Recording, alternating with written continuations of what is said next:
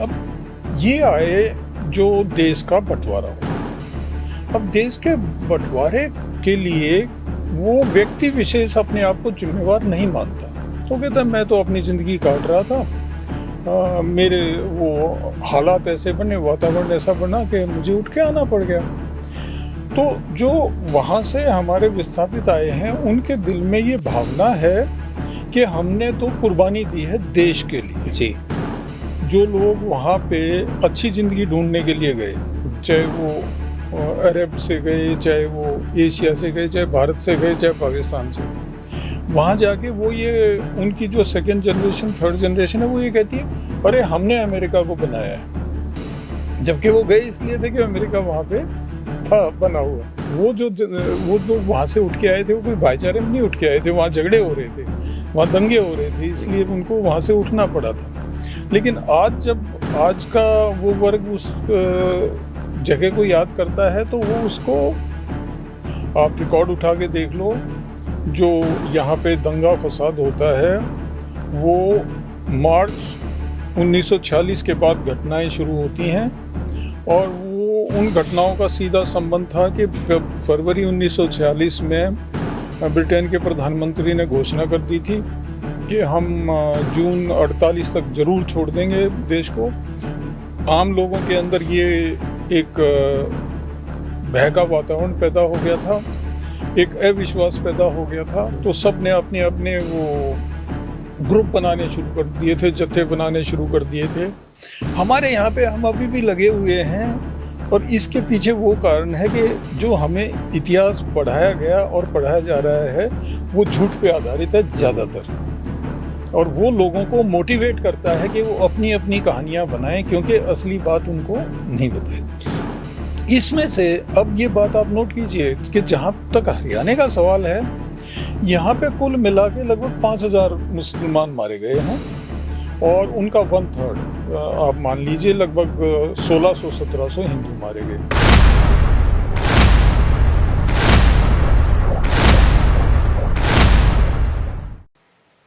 नमस्कार, the Haryana talks में आपका स्वागत है।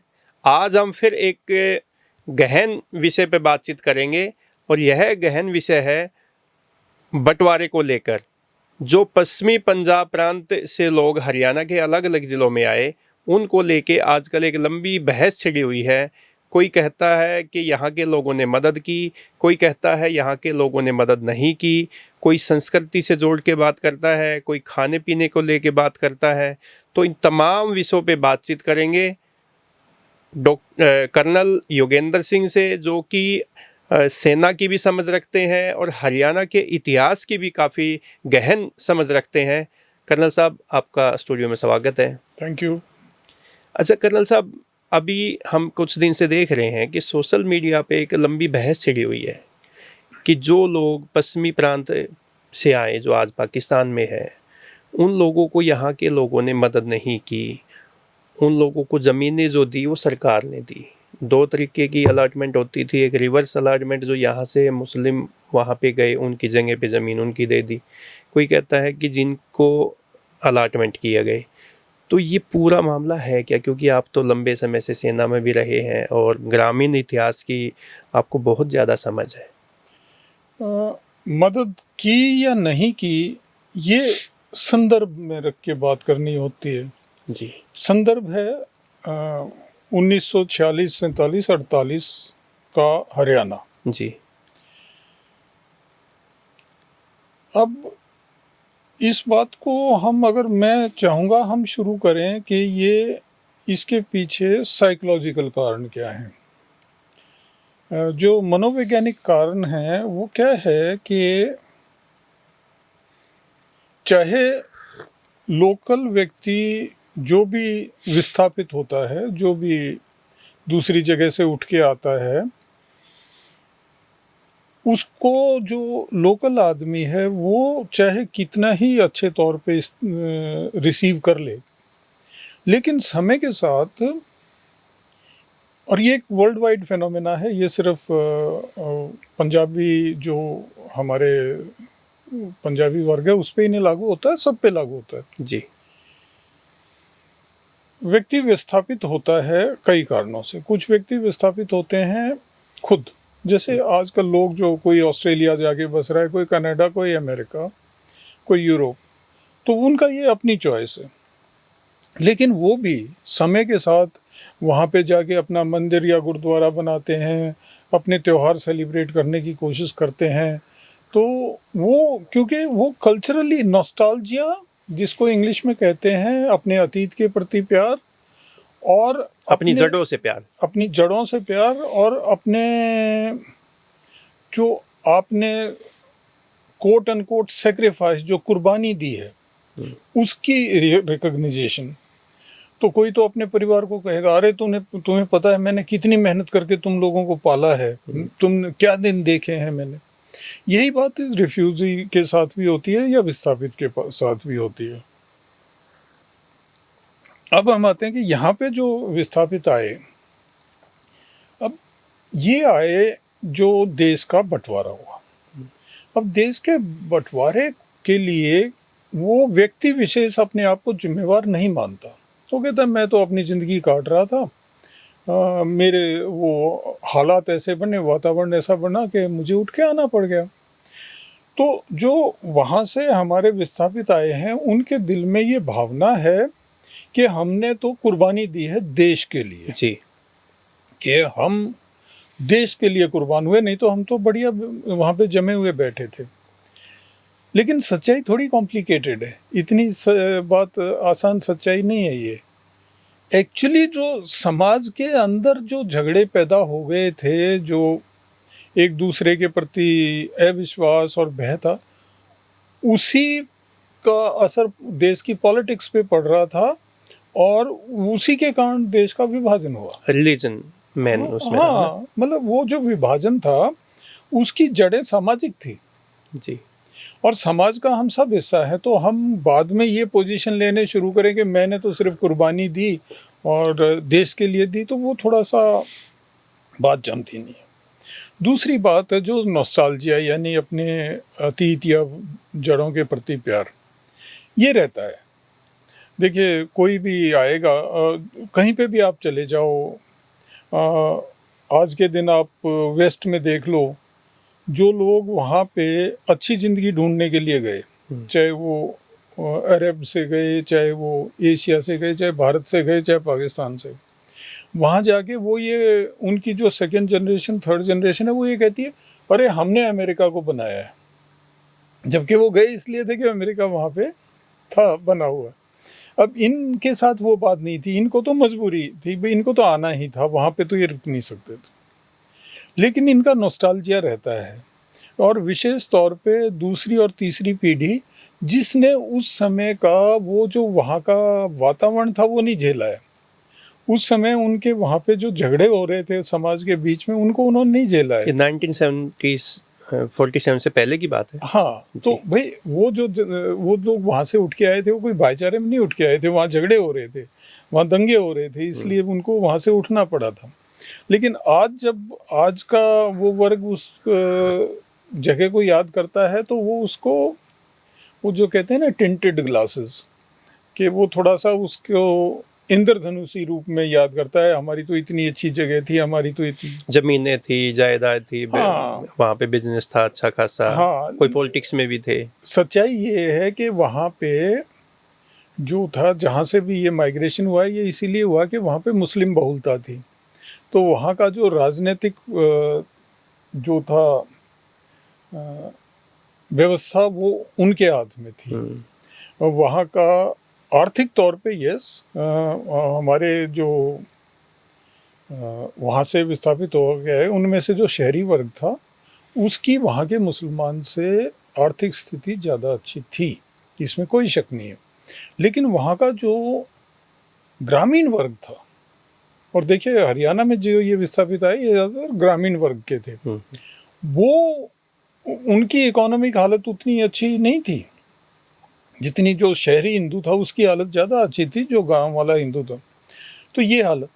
दूसरी बात ये है कि इसको जो लोकल व्यक्ति है, तो अब ये है कि भाई इसका निष्कर्ष ये निकलता है कि भाई विस्थापित ये हुए, इनकी ही गलती नहीं थी, वातावरण ऐसा बन गया, उसके अंदर समय का फेर समय कह का सकते फेर था, जिसके अंदर इनको अपनी जगह छोड़नी पड़ी।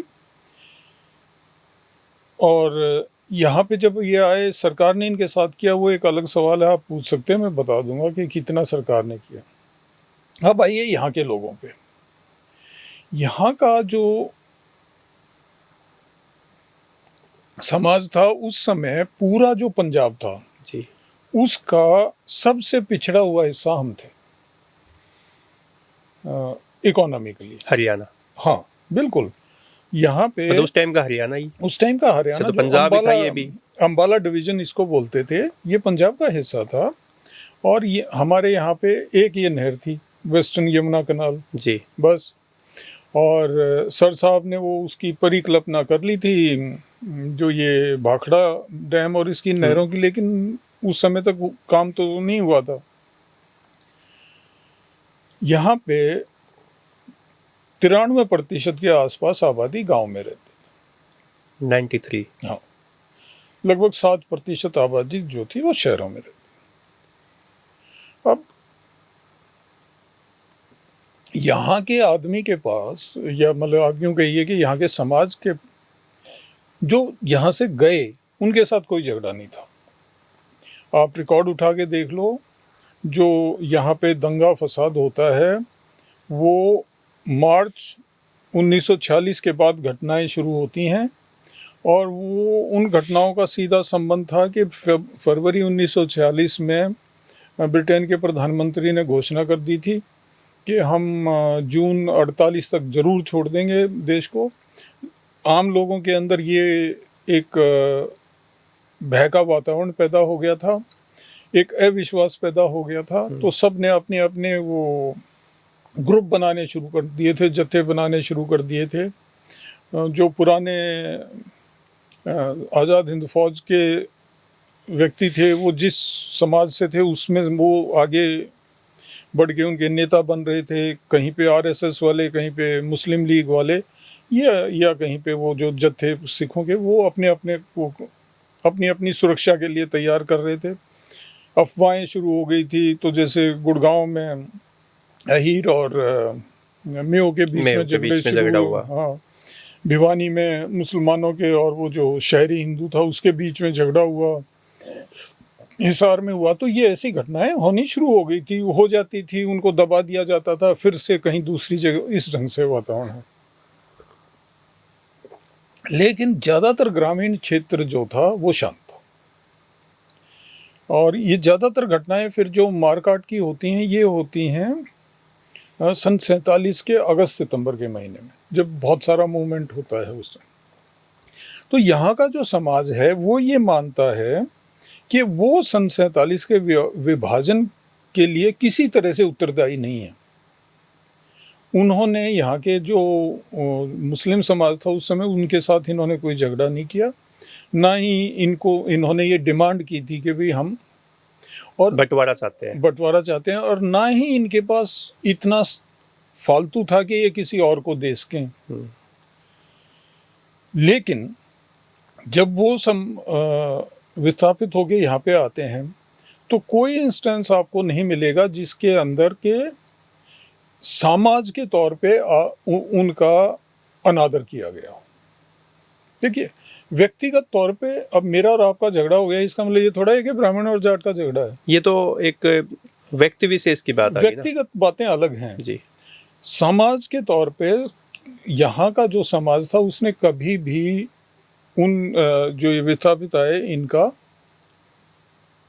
अनादर नहीं किया, जैसा भी था। बल्कि लोग अपने अपने उसकी कहानियाँ बता देंगे कि कैसे वो खेत से भाई कोई फली तोड़ने आ जाता था, कोई वो, तो ये कहावतें हैं। हाँ, कहावतें नहीं, सच्चाई भी है। हाँ, ऐसा था। तो ऐसा कुछ नहीं था कि उनको भगा दिया या उनको घुसने नहीं दिया या उनसे छीन छान नहीं। अब क्या था कि तो मोटे तौर पे ये जो दोनों का माइंड सेट है ना, उनका ये कि हमने तो कुर्बानी दी है। यहाँ के जो लोकल समाज है उसका ये कि भाई हम तुम्हारी परेशानी के लिए जिम्मेवार नहीं थे, अगर तुम परेशान हुए हो तो हमारे पे ब्लेम नहीं डाल सकते। तो ये जो है यहाँ पे दोनों के बीच में वो वैचारिक मतभेद कह मतभेद सकते आ हैं। जाए। दूसरा मतभेद आता है संस्कृति का। संस्कृति बहुत गहरी चीज होती है। संस्कृति सदियां लेती है और फिर भी नहीं जाती है। अब पंजाब की यानी सतलुज के उस तरफ की जो संस्कृति है वो भी एक अपने आप में बढ़ी हुई संस्कृति है। यहाँ की जो संस्कृति है ये भी अपने आप में एक बड़ी सुलझी हुई ग्रामीण परिप्रेक्ष्य पे जमी हुई संस्कृति है। इनके दोनों के बहुत से रीति रिवाज एक दूसरे से नहीं मिलते। शादी ब्याह के जिसका सीधा संबंध फिर प्रॉपर्टी से हो जाता है, उन सब बातों में दोनों के बीच में अलग अलग है। अब समझदारी तो इसी में है कि भाई तुम अपने में खुश, हम अपने में खुश जी। लेकिन अब क्या हो गया है कि हमारे यहाँ पे कुछ लोगों की बेवकूफ़ी और कुछ लोगों का अनपढ़पन, कांग्रेसियों की बेवकूफ़ी और उनकी जगह जो आए हैं उनका अनपढ़पन। कांग्रेसियों ने क्या बेवकूफ़ी की, उन्होंने सोचा कि तुम सदियों के लिए अपना ठप्पा लगा लो कि इस देश का तो बहुत बुरा हाल था और तुमने इसको आज़ाद कराया, तुमने ही बचाया। उन्होंने वो एक इतिहास गढ़ना शुरू किया। उनके मुकाबले में वो जो दूसरे अनपढ़ आए जो आजकल हवा में हैं, उन्होंने उसका विरोध करने के लिए, उस लाइन को छोटी दिखाने के लिए एक अलग लाइन खींचनी शुरू कर दी, एक अलग व्याख्या शुरू कर दी। इससे क्या हो गया कि लोगों के दिमाग में ये समझ में आ गया कि यार तुम कुछ भी बोल सकते हो, सब चलता है। तुम्हें इतिहास के बारे में उसके तथ्य के आधार पर इतिहास लिखने की जरूरत नहीं, जो बोल दिया वही इतिहास है। हाँ। और सबके अंदर होड़ लग गई अपने आप को दूसरे से बेटर साबित करने की, मैं सबसे अच्छा, और उसमें दूसरे की कमियां निकालने की।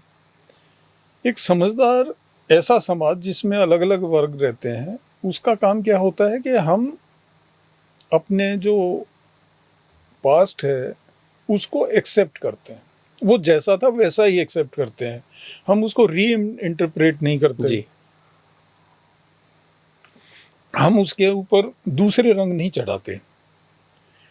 अब 2 दिन पहले की बात है, यूरोप में एक बहुत बड़ा सम्मेलन हुआ G7 का।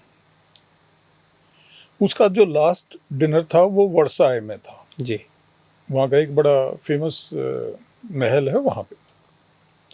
वहाँ पे ब्रिटेन का प्रधानमंत्री भी था, अमेरिका का राष्ट्रपति भी था और फ्रांस का राष्ट्रपति भी था। फ्रांस का राष्ट्रपति मेजबानी कर रहा था जी। अब उसने अपने आप को अमेरिका से नज़दीकी दिखाने, ऐतिहासिक नज़दीकी दिखाने के लिए उसने बोला कि हमने आपके आज़ादी के संघर्ष में आपको बहुत कुछ दिया है। जिस बात को अमेरिका के राष्ट्रपति ने एक्नॉलेज किया कि हाँ, वही अमेरिका का राष्ट्रपति वहीं पे ये कहता है कि इंग्लैंड हमारा सबसे नज़दीकी साथी है। अमेरिका की आज़ादी की लड़ाई किसके खिलाफ थी? इंग्लैंड के खिलाफ। उसमें मदद की थी फ्रांस ने। लेकिन उन्होंने इस बात को, दोनों ने इन तथ्यों को स्वीकार कर लिया है। उस बात का आज के उनके जो संबंध है उन पे कोई असर नहीं है। तीनों नज़दीकी हैं एक दूसरे के। ऐसे ही जर्मनी है, 100 साल भी नहीं हुए जब वो एक दूसरे को मार काट रहे थे, आज वो सब यूरोपियन यूनियन का हिस्सा बन गए।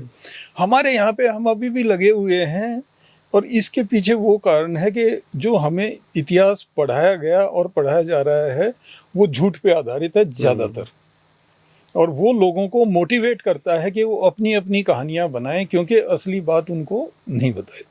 मतलब ये कह सकते हैं जो सत्ता में आया, जो पावर में आया, उन्होंने इतिहास को अपने तरीके से तरोड़ मरोड़ के उसको पेश किया। यस। और इससे ना एक देखिए आम जनता के अंदर ना एक मैसेज जाता है, एक संदेश चला जाता है कि ऐसा व्यवहार अलाउड है, झूठ बोलना अलाउड है। भाई हमारे से ऊपर वाला जिसको हम नेता मानते हैं वो बोल रहा है, हमें भी अलाउड है। एक दूसरे वोट बैंक की पॉलिटिक्स को इस लेवल तक ले जाना अलाउड है कि हम दूसरे को दुश्मन पेंट करने लग जाएं, जी। दुश्मन दिखाने लग जाएं, तो वो फिर आम व्यक्ति दूसरे को दुश्मन समझने लग जाता है। तो यहाँ पे जो गवर्नमेंट है 1947 में जब पश्चिमी प्रांत से पंजाब से लोग यहाँ पे विस्थापित हुए, तो उनको जमीन है, घर है, वो कैसे दिए गए थे? वो क्या प्रोसीजर अपनाया गया था? देखो, पार्टीशन जब हुआ था, पार्टीशन में डिस्ट्रिक्ट जो अलॉट हुए थे वो डिस्ट्रिक्ट वाइज जनगणना हुई थी, उसको आधार माना गया था कि कौन सा डिस्ट्रिक्ट किस देश का हिस्सा बनेगा। हम पंजाब की बात कर रहे हैं, तो कुछ ज़्यादातर डिस्ट्रिक्ट्स में तो ये क्लियर था कि कौन से देश में वो जाएंगे। पॉपुलेशन में काफ़ी फ़र्क था। कुछ एक थे जैसे सियालकोट है या होशियारपुर है, वहाँ पे लोगों से दोबारा से पूछा गया था और वो उसी हिसाब से उनको किया। लगभग 77 लाख, जो अब मैं बात कर रहा हूँ सिर्फ वेस्ट की, मतलब जो पाकिस्तान, जो आज का पाकिस्तान है उसकी तरफ जो जनसंख्या गई और वहाँ से जो आए, बंगाल की हम बात नहीं कर रहे हैं। लगभग 77 लाख मुसलमान भारत से विस्थापित होके गया, सब स्टेट से, पूरे भारत से। मेनली नहीं, ज़्यादातर वेस्टर्न यूपी, हरियाणा, राजस्थान, गुजरात से थोड़ा बहुत, पंजाब जो आज का पंजाब है, जम्मू, इन रीजन से। नॉर्थ और हाँ, यही जो मतलब जो इसके बॉर्डर के साथ साथ के वो प्रांत है उन्हीं से जी। और लगभग 57 लाख वहां से आया हिंदू। ये इन सब जगहों में बटा। इस 57 जो लाख हिंदू आया, इसमें से बड़ा वर्ग जो था वो शहरी वर्ग था, जो लाहौर या बाकी जो वहाँ के शहर थे वहाँ से आया। यहाँ से जो मुसलमान गया वो ज़्यादातर ग्रामीण था। इस पॉपुलेशन एक्सचेंज में लगभग सबसे अलग अलग आंकड़े हैं, लेकिन जो सबसे सही आंकड़े हैं, जैसे डीसी कराची की रिपोर्ट, डीसी लाहौर की रिपोर्ट, यहाँ से जो कमिश्नर अम्बाला की रिपोर्ट, इनके आधार पे जो आंकड़ा जमता है वो है कि लगभग 12 लाख मुसलमान मारे गए और लगभग 8 लाख हिंदू मारे गए। ये एक मोटा सा आंकड़ा है। ये मोटा आंकड़ा है। इसमें से अब ये बात आप नोट कीजिए कि जहाँ तक हरियाणा का सवाल है, यहाँ पे कुल मिला के लगभग 5000 मुसलमान मारे गए हैं और उनका 1/3 आप मान लीजिए लगभग 1600-1700 हिंदू मारे गए। तो आप जब ओवरऑल फिगर देखो 12 लाख और 8 लाख और यहाँ वाला, तो उससे आपको बड़ा क्लियर अंदाजा हो जाएगा कि यहाँ के समाज में ज़्यादा वो नहीं था, फ्रैक्शनबाजी नहीं थी, वो नहीं थी बात। अब वहाँ से जो आता है वो सब जगह बढ़ता है। उसमें से जो हरियाणा के हिस्से में आया, हरियाणा से जो गए थे वो थे लगभग 11,11,000 कुछ, जो वहाँ पहुँचे। जो रास्ते में मर गए वो अलग बात है। हाँ, वहाँ से जो यहाँ पे पहुँचे और जो हरियाणा को अलॉट होके हरियाणा में फिजिकली पहुँचे वो थे 7,99,000, आप कह सकते हो 8 लाख। इस 8 लाख में से लगभग 50,000 परिवार ऐसे थे, दूसरे शब्दों में आप यूँ कह सकते हो कि लगभग 2 से 2.5 लाख जो थे, यानी टोटल का 1/3 जो था वो ग्रामीण प्रदेश से था। इन लोगों को यहाँ पे जमीन अलॉट की गई, इन 50,000 परिवारों को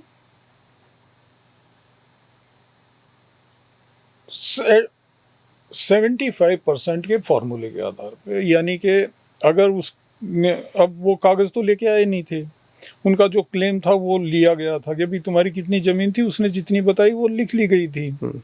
उसके बदले में उनको 75% क्योंकि ये सरकार में ये माना गया भी थोड़ी बहुत तो बढ़ा के ये बता ही रहा है। फिर वहाँ से जो फिगर उन्होंने ली थी पाकिस्तान के डिस्ट्रिक्ट्स के भी, यहाँ से वो जो छोड़ के गए हैं उनके पास कितनी ज़मीन थी उसका मिलाप करके, तो जिसके 10 एकड़ जिसने कहा था उसको 7.5 एकड़ दिए गए। 75% के 75% उनको ज़मीन दी गई। जो शहरी वर्ग था वो, जैसा कि मैंने बताया, हमारे यहाँ तो शहर जो थे भी वो भी बड़े ना के छोटे, बराबर ही थे, ना के कस्बे बराबर कह थे। सकते हैं। हाँ, तो जो शहरी वर्ग था जो यहाँ पे आया, यहाँ से गया था लगभग, जो यहाँ से जाने वाले 11,00,000 थे, उनमें से लगभग 1.25 लाख ही शहरी वर्ग था, बाकी ग्रामीण थे। तो मतलब लगभग 10 लाख लोग जो थे वो ग्रामीण थे, लेकिन जो आए उनमें लगभग 2.5 लाख जो अपने आप को वहाँ पे शहरी बताते हैं। जी।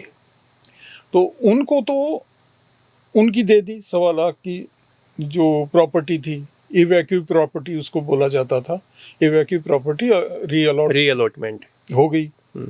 जो बचे उनके लिए फिर ये कॉलोनियाँ बसाई गई, ये जो मॉल टाउन्स बसाए गए हैं, अम्बाला, रोहतक, कई जगह पे, इवन नारनौल में कई जगह प्लॉट दिए गए। लगभग 17,000 दुकानें दी गई जो वहाँ पे अपनी दुकानें छोड़ के आए थे उनको।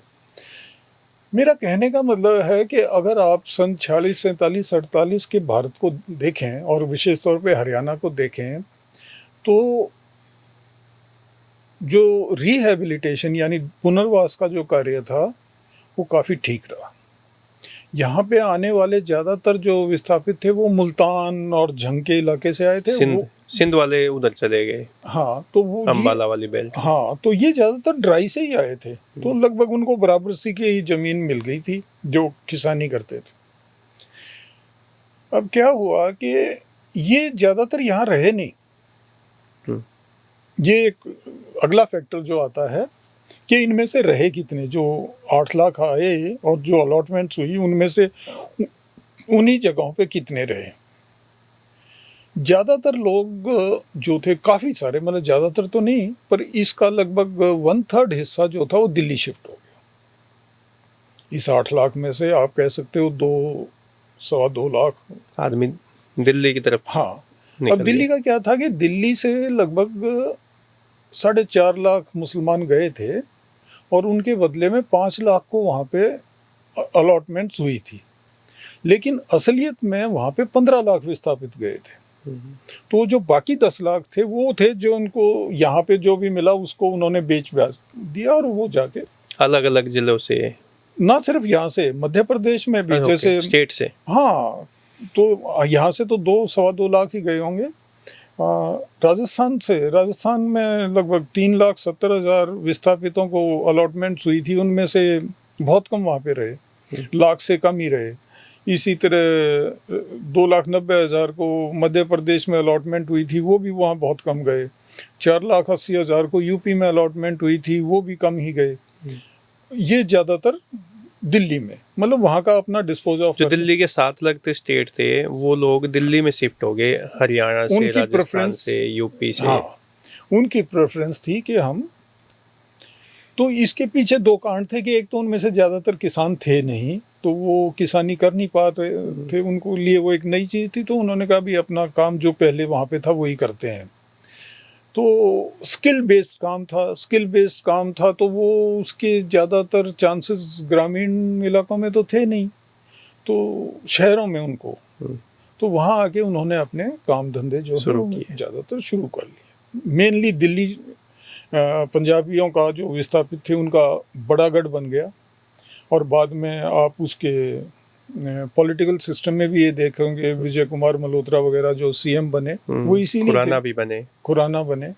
अब वहाँ पे एक और चेंज आ रहा है, अब वहाँ पे पूरब से लोग आ रहे हैं, तो अब शीला दीक्षित और वो बनेंगे, तो ये समय की बात।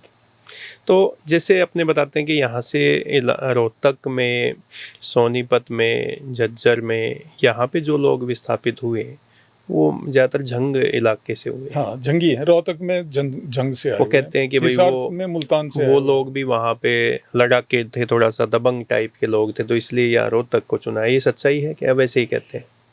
भाई देखो, जो ज़्यादातर हिंदू जो धर्म है या सनातन धर्म है, इसमें वो जो वर्गीकरण है ना, जी। वो हर किसी को खींचता है अपनी तरफ। तो हर कोई अपने आप को क्षत्रिय और फाइनली ब्राह्मण सुपीरियर मानता है। बनाने की कोशिश अच्छा, करता बनाने है। की कोशिश करते हैं। तो इन बातों पे ज्यादा ध्यान नहीं देना चाहिए।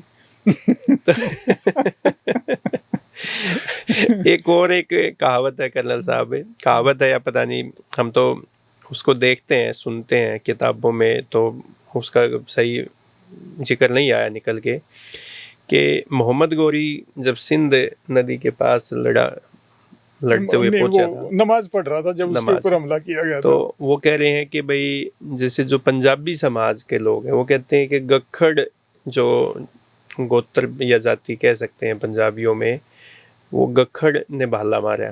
कोई कहता है किताबों में लिखा है कि खोखर ने मारा। तो खोखर तो जाट है, गखड़ पंजाबी है, तो इसमें कितनी सच्चाई है? आप तो सेना में भी रहे हो। देखो भाई, ये सच है कि मोहम्मद गौरी को वहाँ पे जब वो नमाज पढ़ रहा था, उनका वो जा रहा था वापस, तो उसमें उसके ऊपर अचानक से हमला करके और उसको मारा था। और ये सच्चाई है कि खोखरों ने मारा था। ये भी सच्चाई है। ये भी सच्चाई है। अब खोखर कौन था? अब खोखरों का फायदा ये है कि खोखर आपको हर जाति में मिल जाएगा गोत। राजपूतों में भी और भाई जाटों में भी और बाकी जातियों में भी मिल जाएगा।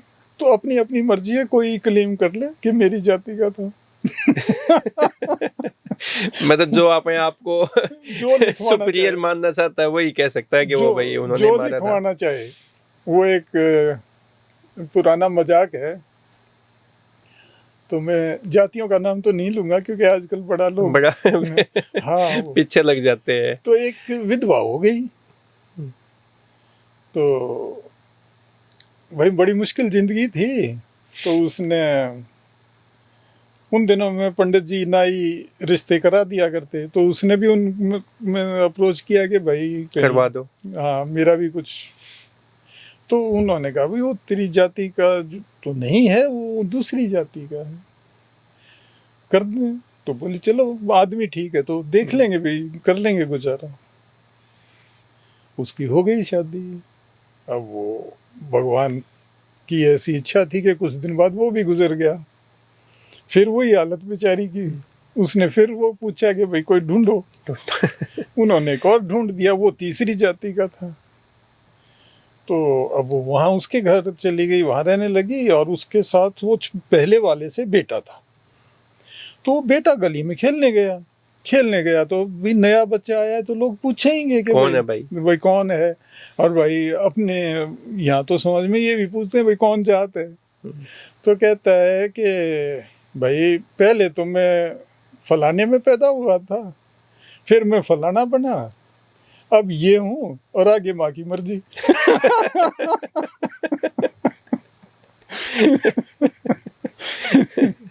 तो भाई अब मर्जी है। तो ज्यादातर जैसे बोलते हैं कि जैसे पंजाबी ही विस्थापित हुए, अदर कास्ट के लोग भी थे क्या उसमें? जैसे बनिया, जाट, सिंधी, ये से पंजाबी एक कल्चर है। हाँ वो तो जैसे हरियाणवी भाई, 36 बिरादरी है हरियाणा के, तो हरियाणवी हैं। इसी तरह पंजाब, मतलब दूसरे शब्दों में जो जिसको ये आप पंजाब एरिया डिफाइन करते हो उसका व्यक्ति पंजाबी। इनके अंदर जहाँ तक मुझे पता है उनके अंदर वर्गीकरण है, कोई खत्री है, कोई अरोड़ा है, कोई जो हिंदू वाले हैं उनका। तो यहाँ से कुछ लोग भी ऐसे हैं कि जो वहाँ पंजाब में विस्थापित हुए, जो अपने हरियाणा से, दिल्ली से, यूपी से। हाँ हिंदू, हाँ ना हिंदू नहीं गया, हिंदू के जाने का तो कोई अर्थ नहीं बनता था नहीं, क्योंकि अभी जैसे हमारा ये जब सोशल मीडिया पे ये बहस छिड़ी हुई है तो एक किसी का वॉइस मैसेज आया हुआ है मैसेंजर पे कि वो असलम जाट है। हाँ है। और वो पहले तहसील थी फतेहाबाद, हिसार डिस्ट्रिक्ट था, खारा खारी गांव कुछ ऐसा है। बोले कि मैं वहाँ से गया हूँ और मैं अभी पाकिस्तान में हूँ, तो हम भी हरियाणा के लोग हैं। यस, तो ऐसे गए होंगे। नहीं उनका वो संस्कृति की बात आप देखिए। अब जैसे मुसलमानों में एक कहावत है कि भाई इसी अच्छी होती तो का कहता हुए कि ना रहती, मतलब क्योंकि उनमें कजन मैरिज अलाउड है। हो जाती है। लेकिन हमारे यहाँ का जो मुसलमान था वो कजन मैरिज नहीं करता था। वो क्योंकि जो वो हमारा संस्कृति है, जो कल्चर है, वो हमारा हिंदुओं और हरियाणा के बीच में लोगों में रहे, तो फिर वो थोड़ा इन Culture- चीजों को अवॉइड करते होंगे। देखो, रिलीजन जो है वो लोग चेंज कर लेते हैं। कल्चर जो है जिसके अंदर आपकी लैंग्वेज शामिल है, आपके खान-पान सामाजिक है। और खाने पाने का सिस्टम, ये आमतौर पे नहीं बदलता है, क्योंकि वो उस जगह से रिलेटेड है, उस जगह पे है वो। तो ये जो गए हैं वो, जहाँ तक मुझे पता है, पाकिस्तान में पाकिस्तान चैनल भी है, वहाँ उसके कुछ एक दो बड़े अच्छे गायक भी हैं जी। जो बड़ी अच्छी अपनी हरियाणवी रागनियाँ वगैरह गाते हैं। और वहाँ के गीत में एक वो देख रहा था, एक बुक के, वो जैसे जब ये वहाँ पहुँचे तो इनके लिए सबसे अचंभे की बात तो यही थी कि अरे ये तो सेम गोत में शादी कर लेते हैं। वो नहीं करते थे। तो यस, इट इज देयर। खान पान हमारा कैसा था? जैसे अब तो हम तो जैसे बचपन से ही सुनते आए हैं कि घी दूध का खाना हरियाणा का तो था, और जैसे पंजाब से जो लोग आए वो बताते हैं कि अलग से जैसे फास्ट फूड वगैरह ऐसा कुछ। ये इस चीज़ की सच्चाई क्या है? सच्चाई ये है कि जो ओरिजिनल, जो असलियत में आपका खाना है ना, वो तो आपके जगह पे आधारित है। वहाँ पे जो पैदा होगा वो आप खाओगे, बाहर से तो लाओगे नहीं। नॉर्मल जो खाना है अपने आसपास में ही जो भी चीजें पैदा होती हैं अवेलेबल होगा। वही। बंगाल में फिश सब खाते हैं, मछली सब खाते हैं, सब वर्ग खाते हैं, क्योंकि वहाँ मछली सी मिलती फूड है। का वहाँ पे मछली मिलती है, नदियां हैं, नदियों से मछली पकड़ते हैं, मछली खा लेते हैं।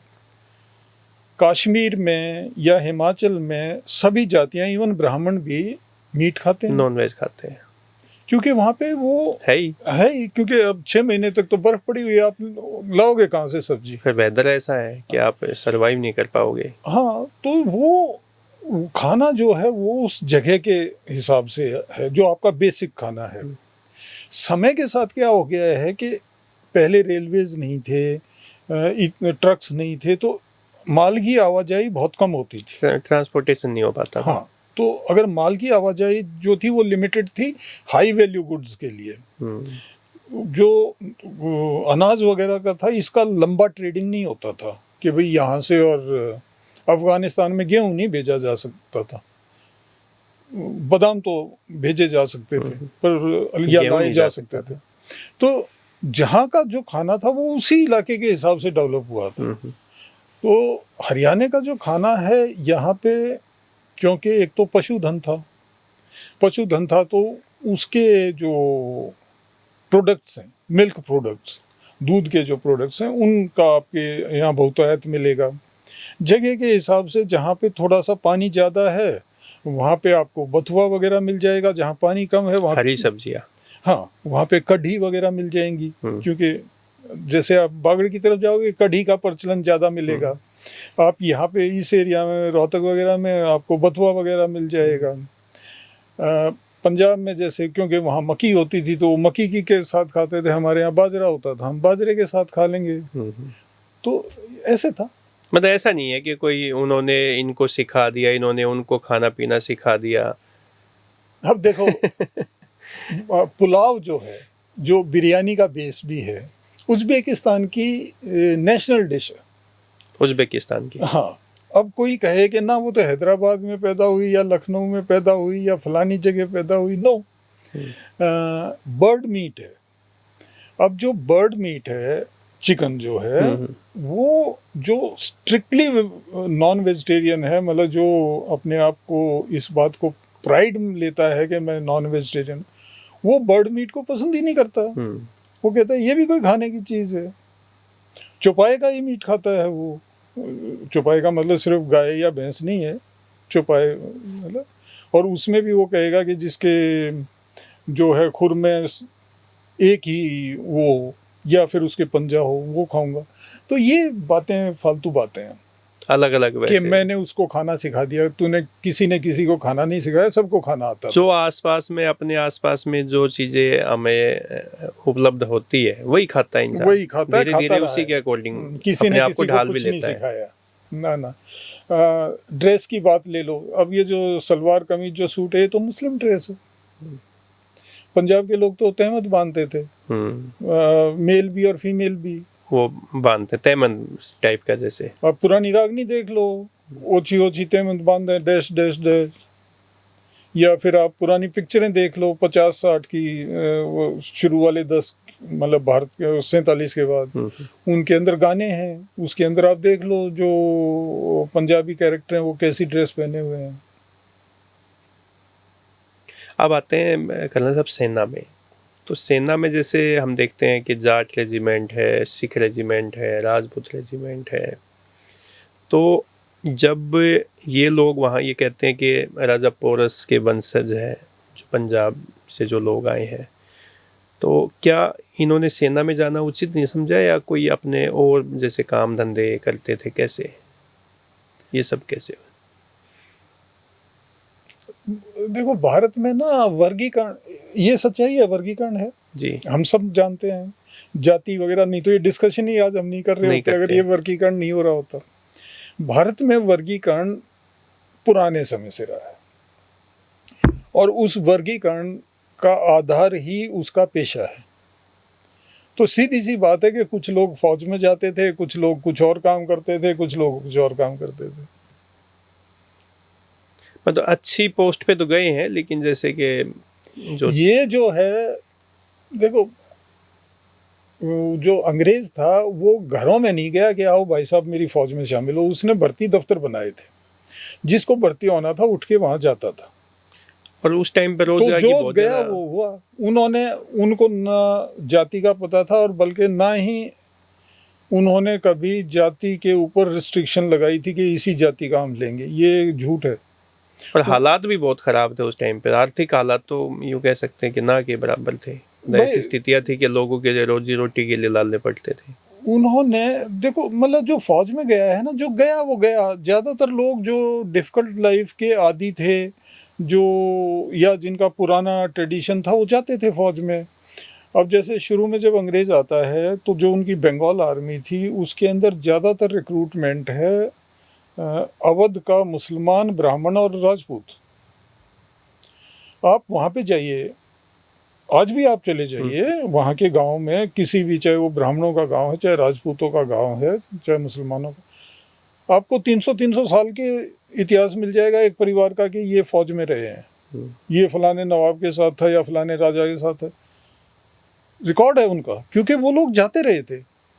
1857 के बाद बात चेंज हो गई, अंग्रेजों ने उनको नहीं लेना, क्योंकि उन्होंने विद्रोह किया था, उनको नहीं लेना उचित समझा। और वो तो विद्रोही हो गए थे ना। हाँ, और उन्होंने इधर जो लोग फौज में जाने लगे वो भी वही थे। आप पीछे चले जाओ, जाटों का आपको मिल जाएगा 1640 में जो सूरत और दिल्ली के बीच में जो कारवां चलते थे, कारवां चलते थे, उनकी प्रोटेक्शन के लिए ये इनके दस्ते होते थे, उनको वो हायर करते थे। निज़ाम की आर्मी में आपको मिल जाएंगे जाट सर्व करते हुए। राजपूतों का तो अपना उनके रजवाड़े थे जिनके अंदर उनके अपने, किसी के राठौर, किसी के वो सेना होती थी। ठीक, तो दोस्तों आज बंटवारे के बाद के हालात और उससे पहले के हालातों को लेके कर्नल योगेंद्र सिंह जी से बातचीत की और बड़े ही आंकड़ों के साथ बहुत ही विस्तार से अपनी बात रखी और बताया कि भाई उस टाइम के हालात कैसे थे। वो अपनी मर्जी से नहीं आए, परिस्थितियाँ ऐसी बनी, यहाँ के लोग जो वहाँ गए वो भी नहीं जाना चाहते थे, वो भी एक परिस्थितियाँ ऐसी थी। तो इन सब बातों को बहुत ही विस्तार से और बहुत ही एक आसान तरीके से समझाने का प्रयास कर्नल योगेंद्र जी ने किया है। तो आपको ये हमारी चर्चा कैसी लगी, आप हमें कमेंट करके अपनी राय ज़रूर दें। नमस्कार कर्नल साहब, आपने समय दिया, आपका बहुत बहुत धन्यवाद।